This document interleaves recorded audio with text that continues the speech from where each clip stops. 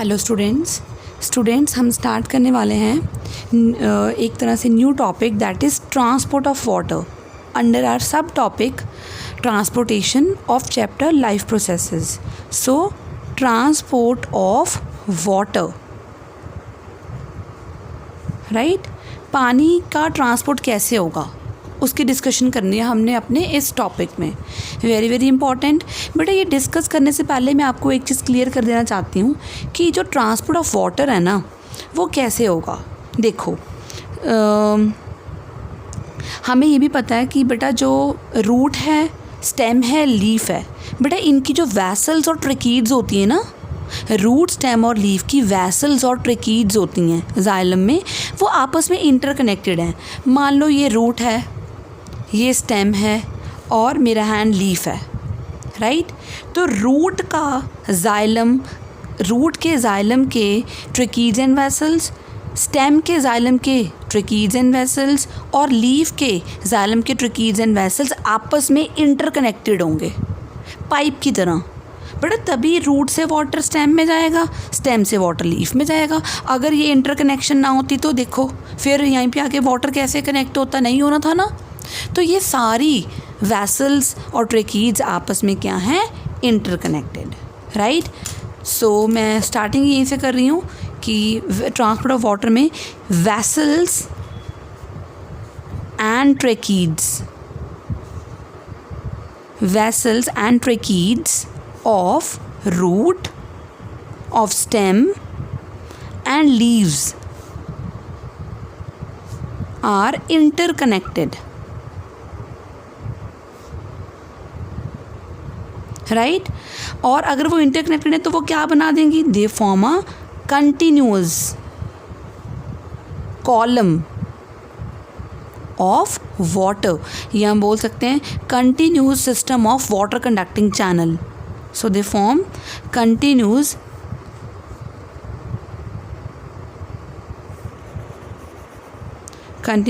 system of, क्योंकि भी water की बात हमने करी नहीं ना, हम तो वैसल्स की बात कर रहे हैं। Continuous system of water conducting channels, तो पानी को कंडक्ट करने वाली चैनल्स का एक पूरा कंटिन्यूस सिस्टम बन गया हमारे पास, राइट। तो अगर मैं बोलूँ ये रूट का जाइलम है और ये स्टेम का जाइलम है और ये लीफ का जाइलम है। सो स्टेम का, रूट का और लीफ का, लीफ, स्टेम एंड रूट, इन तीनों का जाइलम आपस में क्या है बेटा, इंटरकनेक्टेड है। तभी क्या बना है, वाटर कंडक्टिंग चैनल बना है, राइट। और बेटा ट्रांसपोर्ट ऑफ वाटर को हम 3 मेन हेडिंग्स में पढ़ेंगे। Transport of water occurs through, तो सबसे पहले हम बात करेंगे water Uptake.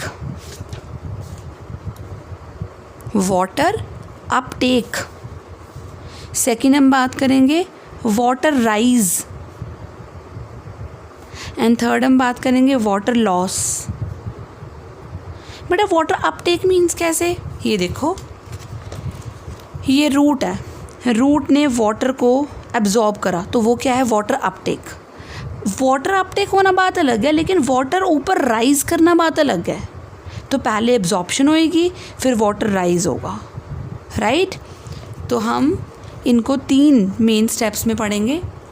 First is the absorption या water Uptake, second is the ascent of SAP, है ना। तो फर्स्ट पहले हम क्या पढ़ेंगे, वाटर अपटेक। तो हम स्टार्ट करें पहले वाटर अपटेक, राइट। तो वाटर अपटेक क्या है, अपवर्ड मूवमेंट। तो हम बोलेंगे कि जो वाटर और मिनरल्स हैं they are absorb by the land plants through the roots,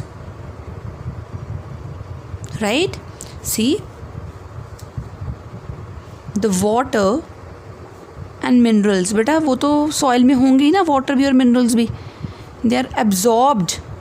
सबसे पहले उनकी क्या होएगी, एब्जॉर्प्शन बाय प्लांट्स। कहाँ से, फ्रॉम सॉइल, राइट। जैसे ये देखो ये सॉइल है, राइट। सॉइल में ये प्लांट लगा हुआ है, ये प्लांट की रूट्स हैं, सारा सॉइल है। तो पहले वाटर और मिनरल्स कौन एब्जॉर्ब करेगा? रूट्स एब्जॉर्ब करेंगी। और ये वाटर और मिनरल्स कैसे पड़े होते हैं सॉइल में?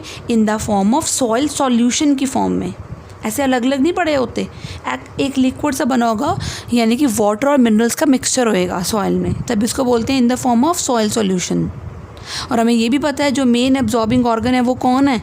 रूट के। रूट हेयर्स, मैंने पहले भी बताया था आपको, root hairs are the main absorbing organs because they increase the surface area for the absorption.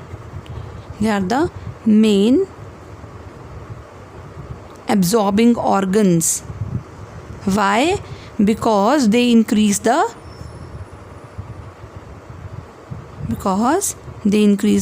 surface area, right. और मैंने आपको पहले भी बताया हुआ है कि जो रूट हेयर्स होती हैं वो क्या होती हैं, ये देखो, root hair actually root epidermis की ही एक्सटेंशन होती है। देखो ये तो रूट एपिडर्मल सेल है और ये क्या है? Root hair. क्लियर? तो root epidermal cell, root hair. तो मैं ये कह सकती हूँ कि जो रूट हेयर है they are the extensions of the root epidermis.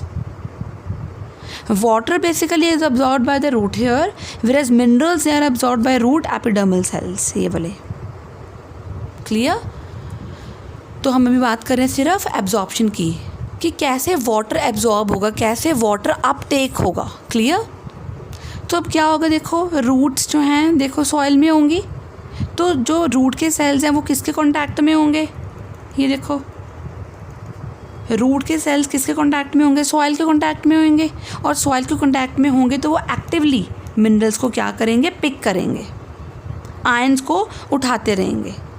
सोच के देखो, अगर बाहर से ये आयंस अंदर आ गए तो सोच के देखो अंदर आयंस क्या हो जाएंगे? हाई, और बाहर सॉइल में क्या हो जाते हैं? कम। बेटा इसका मतलब ऐसे कम नहीं होता, एक डिफरेंस क्रिएट हो जाएगा, अंदर ज़्यादा बाहर कम, राइट। ये देखो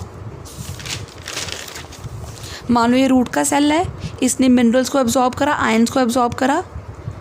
सॉइल में एज़ कम्पेयर टू आयंस क्या हो गए? कम।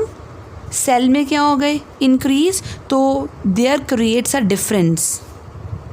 सो this creates a difference in the concentration.